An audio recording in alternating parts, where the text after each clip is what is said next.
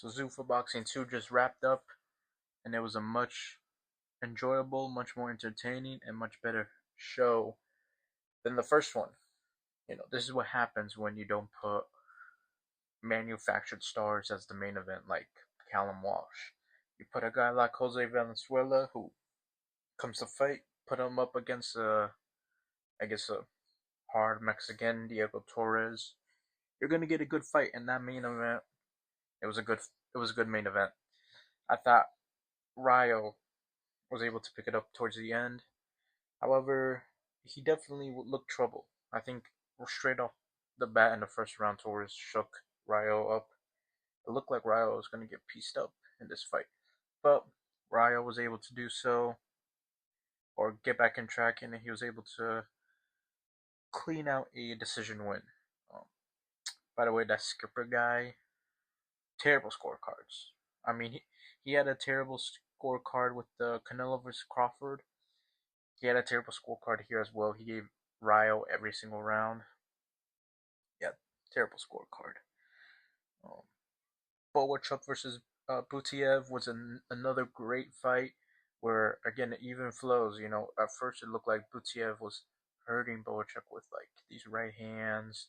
He was catching him to the body. It looked like Boachuk was going to be done, but then Boachuk pretty much won it from his jab. He was able to grab distance from the jab, and Bulatev, he got tired really easily, and by like the fifth round, he was very tired. So Boachuk was able to just, pick it off from his jab, right hand, follow it through, and he won just like that.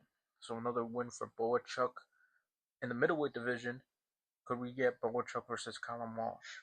I hope so, because they can't be protecting Callum Walsh any time longer. I think Callum Walsh versus Boachuk is a good one. I think that could be a good one for Callum Walsh, especially because Boachuk nowadays is definitely softened up.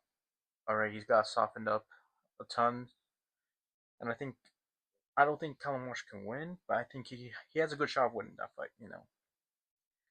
Now really the headliner fight, the banger fight between Alexander Vosnik and Hot Rod Kalajic. I don't mean to toot my own horn, but I called the upset with Kalajic winning this. But I thought he was gonna win by decision. He won, and he knocked Vosnik out in a comeback seventh round KO. It was amazing. Vosnik looked like a freaking monster, um, knocking Kalajic down in the first and in the I think it was like the fourth. Yeah, in the fourth. So he knocked him down in the first and the fourth. And Kalajic looked like he couldn't take the power.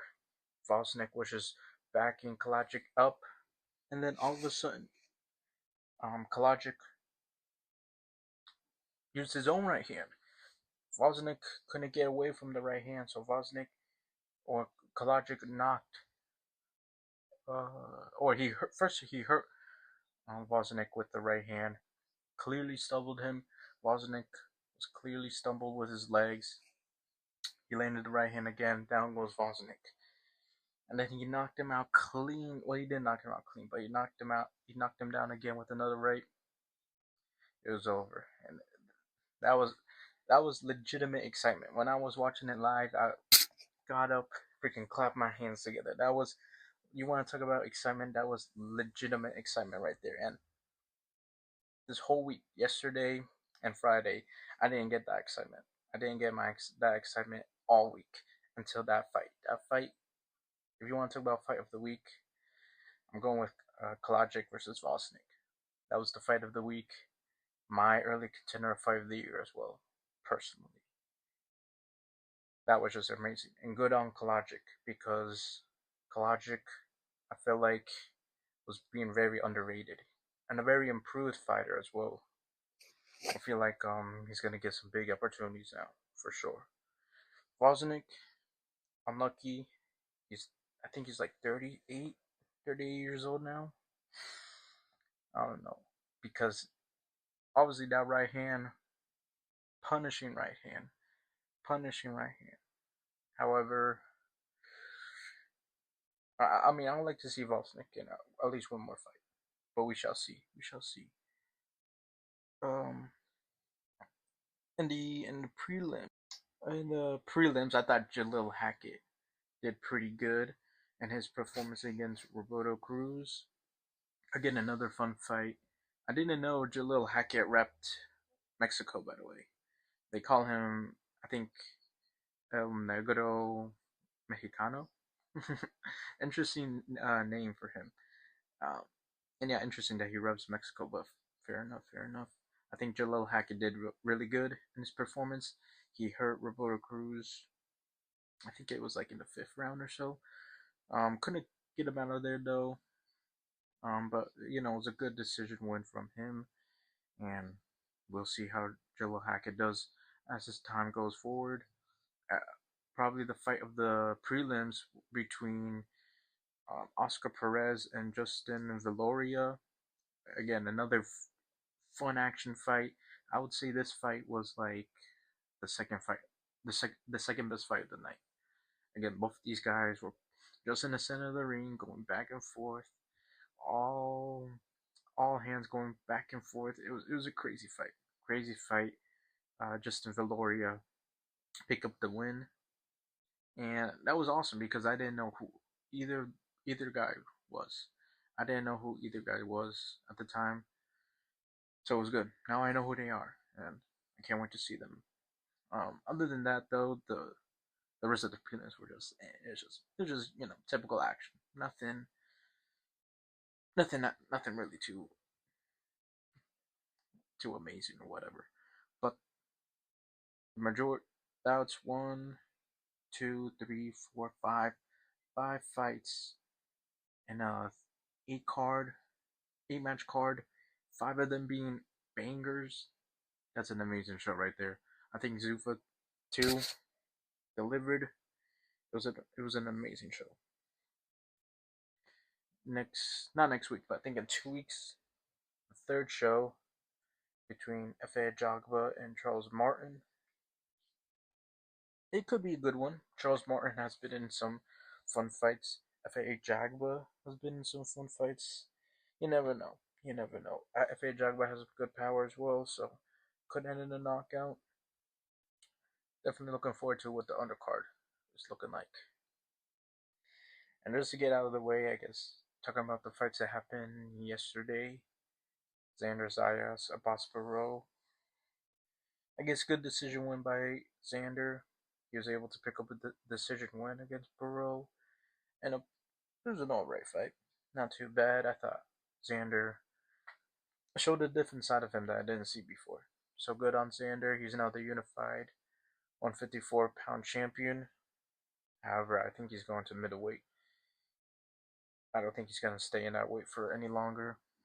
Xander, I think, weighs like 180 pounds at a fight camp. So he's a big guy. I think he's going to middleweight his next fight. What else was there? Keyshawn Davis won against Jermaine Ortiz by knockout at 12th. It was a pretty good performance. I thought he won 8 rounds. No, not 8 rounds, because it was a 12th round fight, I think. I thought he won 10 rounds. I gave Jermaine Ortiz 2 rounds. Good performance. He called out Devin Haney next.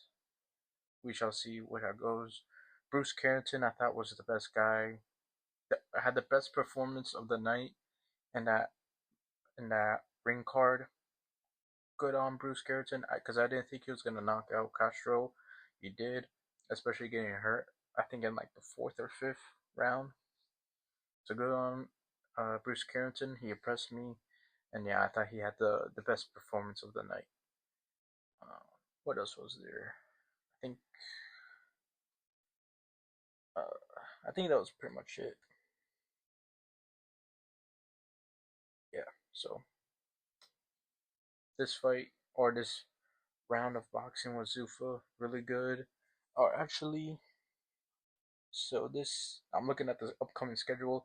This Thursday, Albert Ramirez, undefeated light heavyweight. He's the WBA interim champion at light heavyweight. He's fighting in Canada. That's gonna interesting card. This is a Eye of the Tiger event, so I'm definitely gonna do like a little video on this once this fight or once this card is done. I'll do like a mini video on it. I suggest you to watch it as well because Albert Ramirez, again, undefeated guy. He could be in the mix between Benavidez and all them. I'm tired, so I'm just gonna end it here.